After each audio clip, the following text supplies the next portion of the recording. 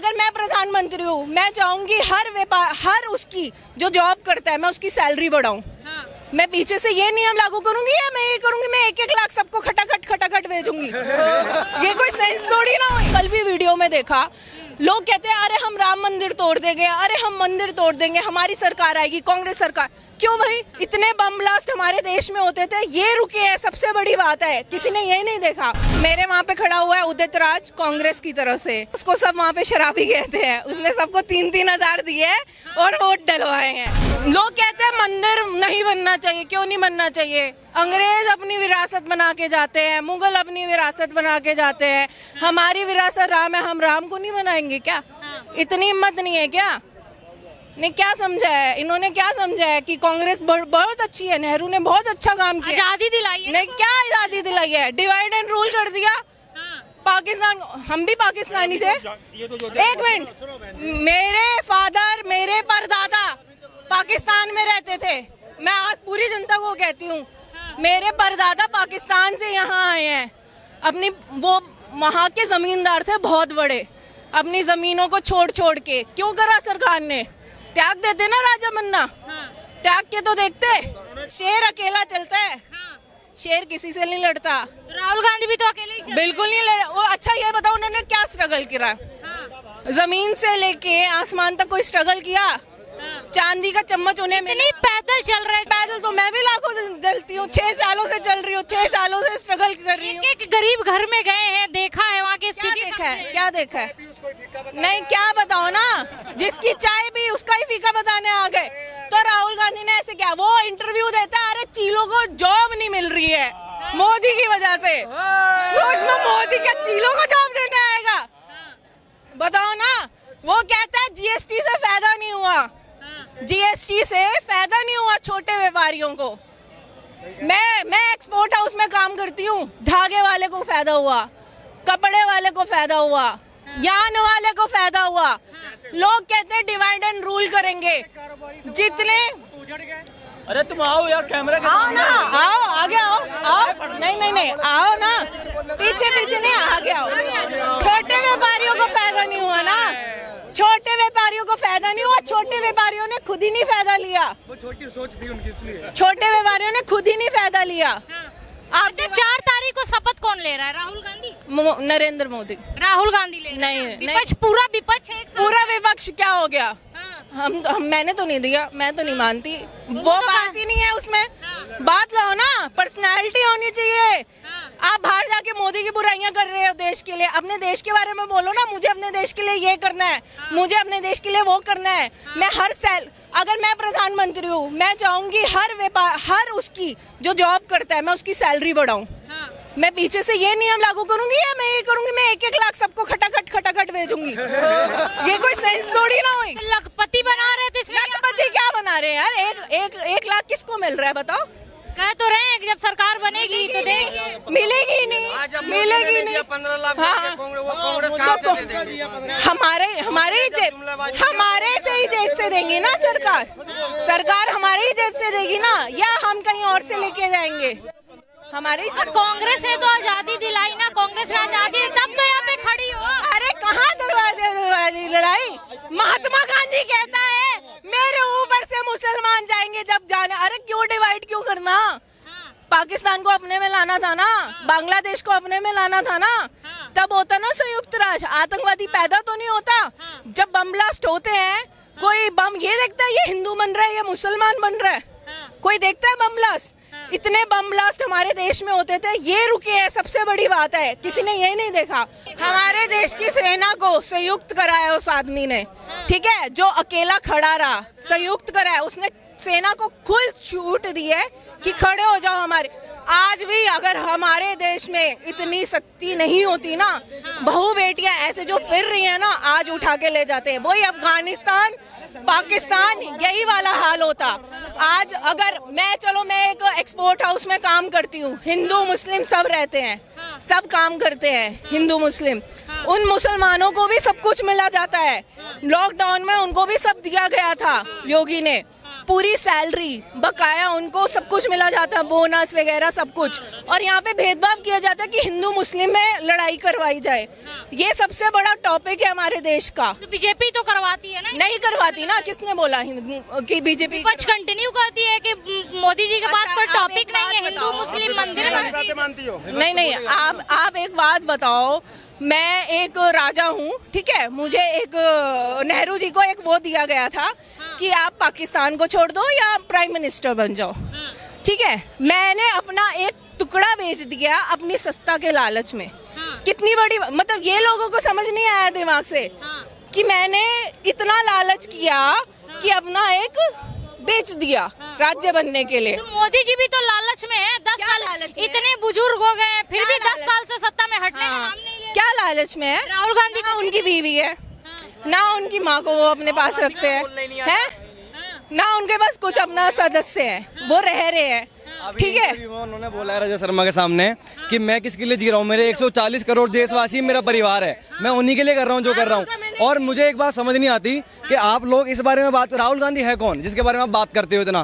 केजरीवाल है कौन जिसके बारे में इतना बात करते हो? आप लोगों को, आप सब, हम सब युवा हैं, आप लोगों को ये बात करनी चाहिए कि अब मोदी जी की सरकार आएगी तो नहीं, सुनिए, अब मोदी जी की सरकार आएगी तो मोदी जी को क्या क्या स्टेप्स और नए नए लेने चाहिए, हमें इन कैमरामैन के थ्रू, आपके थ्रू ये हमें संदेश देना चाहिए। क्या पता मैम आप कुछ सोचती हो कि ये पॉइंट ऑफ, सर ये पॉइंट रखिए, ये पॉइंट रखिए, तो क्या पता मोदी जी कानों में हमारी कोई ना कोई बात चली जाए और वो देश की तरक्की के लिए बात कीजिए ना। हम लोग इसी में लगे रहेंगे। एक तो राहुल गांधी और ये विपक्ष जितना इकट्ठा हुआ ना इंडी गठबंधन, ये लोग क्या करते हैं, हिंदू मुस्लिम देखो, वो तो मोदी ने राम मंदिर बनवा दिया, तुम्हारी मस्जिद छीन ली। मस्जिद कहाँ छीन ली? मस्जिद के लिए भी जगह दी ना। और सुनो,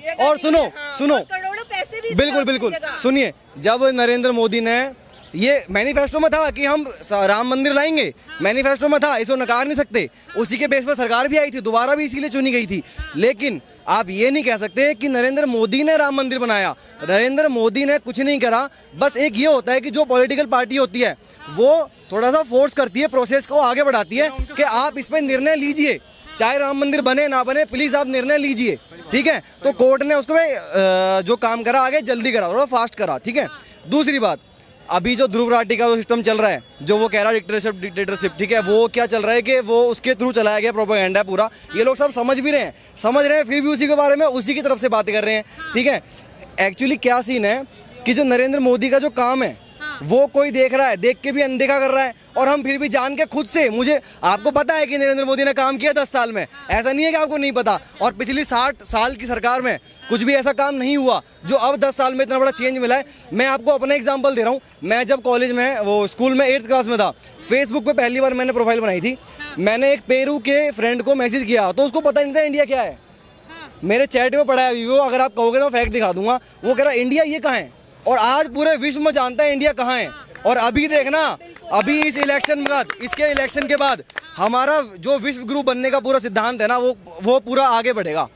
पर सोनिया गांधी अपने बेटे को भी तो सौंप दिए हैं, उन पे क्यों नहीं है? वो कहाँ सौंप रही है, वो कैसे सौंप देगी? इतना तो आपका सब लूट लिया उसने, वो क्या सौंप देगी? वो जो लूटा है, किन्हीं को कुछ भी सौंप दे।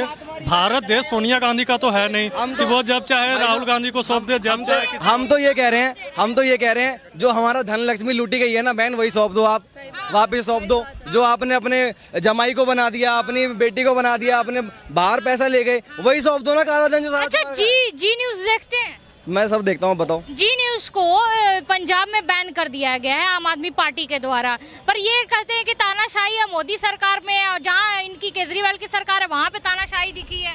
तो ये तो तानाशाही कर ही, आपको, आप देखो, तानाशाही तो खैर कोई इंडिया में रहकर नहीं कर सकता, तानाशाही कोई नहीं कर सकता। लेकिन ये है कि आप ना एक आप पॉलिटिकल पार्टी में होते हो तो आपके पास पावर होती है कि आप, अब वो आपके ऊपर है। आप बैन करना सही है? नहीं, बैन करना गलत है। मीडिया को बैन नहीं कर सकते आप, मीडिया को बैन नहीं करना चाहिए। मीडिया तो आप जनता की आवाज़ सुनती है, हमारी आवाज़ सुन रही है मीडिया, तो उसको बैन करना बेकार है।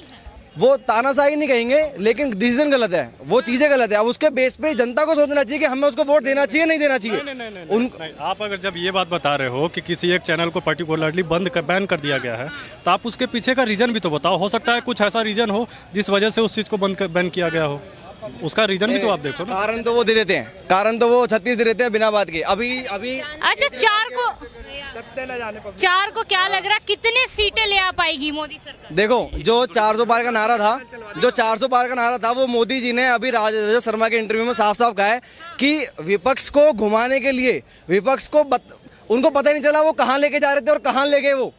ठीक है, देखो 272 की सीट आई थी, ठीक है, अभी मेरे को लगता है 350 सीट आएंगी, मुझे तो लगता है पर्टिकुलर जो 350 सीट आ जाएंगी मोदी जी। विपक्ष कह रही है कि 4 तारीख को राहुल गांधी शपथ लेने जा रहे हैं। विपक्ष तो यही कह रही है कि राहुल गांधी नरेंद्र वो बनेगा पीएम। कौन? मैं कह रहा हूँ अभी यहाँ पे जितने लोग खड़े हैं ना, इनमें से 10 लोग भी कहते हैं राहुल गांधी बनेगा नेता, कोई बने। अच्छा, विपक्ष कह रही है 4 तारीख को राहुल गांधी शपथ लेंगे। नहीं, एक सेकंड, विपक्ष कह रही है राहुल गांधी 4 को शपथ लेंगे और मोदी जी झोला उठा के निकल। नहीं, ऐसा कुछ नहीं होगा, ये उल्टा होगा, ये हम कह रहे हैं, ये उल्टा होगा। 1 तारीख को विपक्ष की है बैठक, 100 दिन की योजना के लिए। 1 तारीख को उनकी बैठक होकर 2 दिन तक उनके लगाई जाएंगी मेहंदी, और 4 तारीख को उनकी हो जाएगी परमानेंट विदाई भारत से। राहुल गांधी जाएंगे इटली अपनी मौसी के घर, बाकी सब इधर उधर हो जाएंगे। विपक्ष तो कह रही है कि मोदी जी के कब्र खुदवा दी जाएगी इस बार 4 तारीख। नहीं, ऐसा होना ही नहीं है। इसमें मैं कह रहा हूँ कि जितनी बड़ी है विपक्ष की काया, उतना ही ज्यादा मोदी जी ने हर विपक्षी के मुंह से हाय निकलवाया। जो ये हाय हाय कर रहे हैं ना अभी, जैसे ये केजरीवाल जी कर रहे, छाती पीट रहे थे कि तानाशाही है, ईवीएम है के आगे से इलेक्शन नहीं होगा। हर बार तो जीत जाते हैं, जनता जिताती है। जनता को पता है 2 साल का मोदी जी का कार्यकाल है, फिर भी जिता रही है ना, क्योंकि जनता को भरोसा है। विपक्ष में कोई है ही नहीं टक्कर में, कौन है? कोई टक्कर ही नहीं है मोदी जी। कोई है ही नहीं। मेरे वहाँ पे खड़ा हुआ है उदित राज, कांग्रेस की तरफ से, ठीक है, जो मैंने उसका प्रमोशन देखा है जितना, ठीक है, उसको सब वहाँ पे शराबी कहते हैं। उसने सबको 3-3 हजार दिए हैं और वोट डलवाए हैं, ठीक है। और वो मुझे ऐसा लगता है कोई 3,000 से अगर आप बेच रहे हो ना अपने देश को, तो आप पे थू है ऐसे देश। तो आपने नहीं लिया? आपने 3,000 नहीं लिए, मैं नहीं ले सकती भाई। मेरा ईमान है, मेहनत से कमाओ, हार्ड वर्क करो, और और जिसने हार्ड वर्क किया है उसको देना चाहिए वोट। जो आज का मुंह बोला, कहते हैं ना, जो आज हार्ड वर्क करेगा उसको इनाम मिलना चाहिए, और वो मोदी को मिलना चाहिए। मोदी जी कहाँ हार्ड वर्क करके बुजुर्ग, क्यों बुजुर्ग हो गए हैं यार? उनको बोलो, विपक्ष कर रही है, अब उनको बोलो जाके कीर्तन में। बाहर 80-80 साल के हैं विदेश में, वो काम करते हैं डेली। हिंदू मुस्लिम पे यहाँ पे बात आती ही नहीं है। लोग कहते हैं हिंदू मुस्लिम, कौन हिंदू मुस्लिम है? एक बात बताओ, राम मंदिर खुला, अयोध्या में कितने लोगों को रोजगार मिला, ठीक है। जो राम जी की पोशाकें भी है ना, वो कारीगर जो होते हैं वो मोमडन से होते हैं, जो कारीगिरी करते हैं, ठीक है। जो ठाकुर जी के, कृष्ण भगवान जी के वृंदावन में कपड़े बनते हैं ना, वो सारे कारीगर मोमडन ही हैं। उन्हीं की वजह से वो कारोबार उनको भी मिल रहा है। आप ये कहते हैं कि क्यों कर रहा है? मैं एक जगह काम करती थी, वहाँ पे दरिया बनती थी मोमडन लोगों के लिए, और वो चादरें बनाते थे गुरुद्वारे के लिए। वो पूरे मोमडन थे और वो सारा काम करते थे। उन्होंने कभी भेदभाव नहीं करा हिंदू मुस्लिम। देखो, एक पॉइंट है मेरे पास, हमेशा कहती है कि ये लोगों की धारणा गलत है, इनका माइंडसेट ही गलत है। मोमडन लोग समझते हैं अरे हिंदू हमारे खिलाफ है, हिंदू समझते हैं मोमडन हमारे खिलाफ है। कोई किसी के खिलाफ नहीं है। लोग सबको रोजगार कमाना है, खाना है, पीना है और अपना रहना है। मतलब आप ये देखो, गवर्नमेंट नहीं, सबसे पहली बात, गवर्नमेंट में एक स्किल डेवलपमेंट स्कीम चलाई है, दीन दयाल उपाध्याय। आप सर्च करो नेट पे, ठीक है, ये स्कीम चलाई है। उसमें 3 महीने आपको बिना फीस के, बिना उसके पढ़ना होएगा, लिखना होगा, और गवर्नमेंट ही आपको जॉब लगवाएगी एक्सपोर्ट हाउस में, सरकारी उसमें, और 1 महीने की सैलरी आपको फ्री मिलेगी, पूरी टोटल 12,000 रुपए, रहना खाना सब फ्री, वुमेन्स के लिए है वो भी, ठीक है। पर मैं मतलब पंजाब गई, वहाँ पे मैंने लोगों को देखा, कोई काम नहीं करना चाहता, लेडीज कोई कुछ करना नहीं चाहता, उनको सब फ्री चाहिए, उनको सब कुछ फ्री चाहिए, उनको रहना भी फ्री चाहिए। वो कहते हैं हमें इंश्योरेंस भी करवा। अरे जब आपको गवर्नमेंट सब कुछ दे रही है, आपको सब कुछ प्रोवाइड कर रही है, आपको स्किल दे रही है, तो आप क्यों नहीं करते? आप मुझे एक बात बताइए, मैं मतलब देश से पूछना चाहती हूँ, राहुल गांधी में ऐसा क्या है? मैंने कल भी वीडियो में देखा, लोग कहते हैं अरे हम राम मंदिर तोड़ देंगे, अरे हम मंदिर तोड़ देंगे, हमारी सरकार आएगी, कांग्रेस सरकार। क्यों भाई, क्यों? सरकार 370 मस्जिद, अब एक लाइन में मस्जिद बने हैं, चर्च बनते हैं, लोग मतलब एक पंजाब में एक लड़के का नाम है जसवीत कौर, और वो क्रिश्चियन धर्म अपना रखी है 2000 में, उसने अपना धर्म छोड़ दिया सिर्फ 2000 में। मतलब हमारी यूथ, हमारी जनरेशन ऐसे काम कर रही है। और आप कहते हो मैं ये सब तोड़ दूंगा। क्यों भाई, किस लिए तोड़ दोगे यार?